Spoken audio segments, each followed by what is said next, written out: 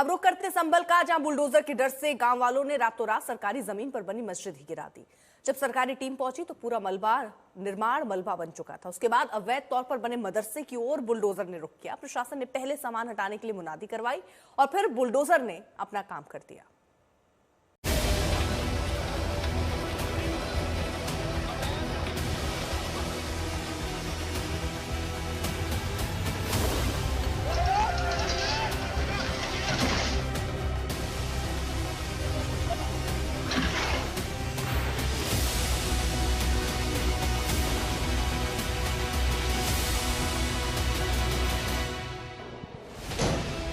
जब संभल गहरी नींद में था, तब रात के सन्नाटे में हथौड़ों की आवाज गूंजी। जिस कार्रवाई की तैयारी प्रशासन कर रहा था, वो काम पहले ही हो गया।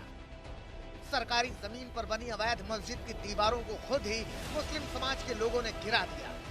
सन 2005 में मस्जिद कमेटी के लोगों के द्वारा इस पूरी सरकारी भूमि पर अवैध कब्जा करके यहाँ पर मदीना मस्जिद का निर्माण किया गया था। आज यहाँ पर तहसीलदार धीरेन्द्र प्रताप सिंह के साथ 31 अधिकारियों की टीम को यहाँ इस पूरी मस्जिद को हटाने के लिए पहुँचना था, लेकिन इससे पहले ही यहाँ पर पूरी मदीना मस्जिद मलबे में तब्दील हो चुकी है। मस्जिद कमेटी के लोगों ने प्रशासन के बुलडोजर एक्शन से पहले ही बीती रात 12 बजे के बाद 439 वर्ग मीटर में बनी मदीना मस्जिद को खुद ही ध्वस्त करना शुरू कर दिया।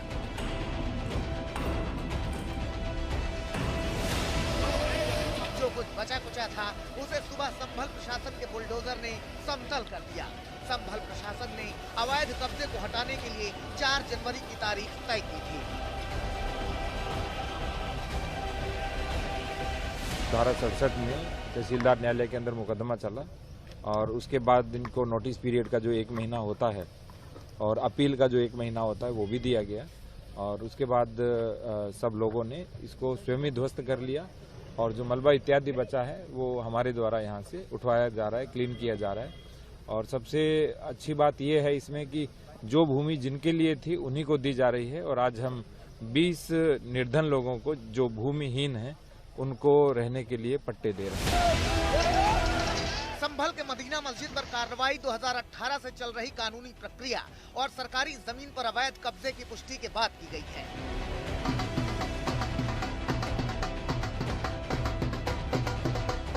पहले मुनादी कराई गई, फिर बुलडोजर आगे बढ़ा। बिना हिचक, बिना रुकावट अवैध निर्माण हटाने के लिए प्रशासन ने बड़े स्तर पर तैयारी कर रखी थी। एडिशनल एसपी समेत 100 पुलिसकर्मी तैनात किए गए। 5 थानों की पुलिस फोर्स को बुलाया गया। 21 राजस्व अधिकारी की टीम मौजूद रही। ग्राम की जमीन है जिसको कब्जा नहीं करना चाहिए, इन लोगों को स्वयं इसको हटा लेना चाहिए था, लेकिन लोगों ने नहीं हटाया तो प्रशासन के द्वारा एक कार्रवाई की जा रही है। 6 थानों की फोर्स, 2 प्लाटून पीएसी और 1 कंपनी आरआरएफ की डिप्लॉय करके यहाँ पे ड्रोन के माध्यम से निगरानी भी रखी जा रही है। और इस जमीन को भी 2.5 बीघे ये जो जमीन है इसकी कीमत कम से कम 1 करोड़ रुपए के आसपास होगी। इसको भी मुक्त करवा के गरीब लोगों को वो पट्टे आवंटित किए जाएंगे। बुलडोजर का रुख इसी गांव के दूसरे अवैध निर्माण की तरफ किया गया। सलेमपुर, सलारपुर, हाजीपुर के एक मदरसे को भी खाली कराया गया जो अवैध रूप से सरकारी जमीन पर बना हुआ था। यह मदरसा 1339 वर्ग मीटर सरकारी जमीन पर बना हुआ था। फिर बुलडोजर ने दीवारों को मिट्टी बना दिया।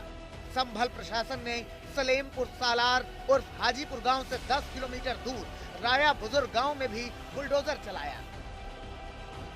असमोली थाना इलाके के राया बुजुर्ग गांव में 552 वर्ग मीटर सरकारी जमीन पर गोसुल बड़ा मस्जिद बनी हुई थी। इसी अवैध मस्जिद को भी रेजा कर दिया गया। इस पर दुकानें बनी हैं और इस पर व्यावसायिक गतिविधियां हो रही हैं, जिसको मदरसा कहा जा रहा है। वो कमरे पूरे खाली पड़े हैं, न तो उसमें बच्चों के बैठने की कोई जगह है। इस पर 67 की कार्रवाई की गई थी। आज से 2 महीना पहले बेदखली का आदेश भी पारित कर दिया गया है और इस पर 52 लाख रुपए का हर्जाना आरोपित किया गया है। परंतु इन लोगों ने आज तक इस भूमि को कब्जा मुक्त नहीं किया। आज उसको कब्जा मुक्त कराया जाएगा। संभल की ये तस्वीरें सिर्फ एक कार्रवाई नहीं है, बल्कि संदेश है। ये उत्तर प्रदेश के बदले हुए कानून व्यवस्था की तस्वीर है, जहां अब आदेश कागजों पर नहीं जमीन पर दिखता है। जहां कार्रवाई की तारीख तय होती है तो अंजाम भी तय होता है। योगी सरकार का संदेश साफ है, न टकराव चाहिए और न बवाल, लेकिन कानून का उल्लंघन बर्दाश्त नहीं। जितने भी होंगे सब ढूंढेंगे, सब निकालेंगे और दुनिया को बोलेंगे कि भगवान ने जिसको आंखें दी हैं वो आके देखो तो क्या हुआ था संभल में। देखिए, संभल एक सच्चाई है और मैं इसलिए नहीं कह रहा हूं भाई आपको उपासना विधि की पूरी छूट है, कहीं भी आप बनाइए, लेकिन आप तो इस्लाम के मुद्दों से ही भटक करके काम किए हैं कि किसी भी हिंदू मंदिर या किसी हिंदू घर को तोड़ करके आपके द्वारा बनाई गई कोई भी इबादत गृह ये खुदा को स्वीकार्य नहीं। यही है आज का उत्तर प्रदेश, जहां कानून दिखता है, व्यवस्था बोलती है।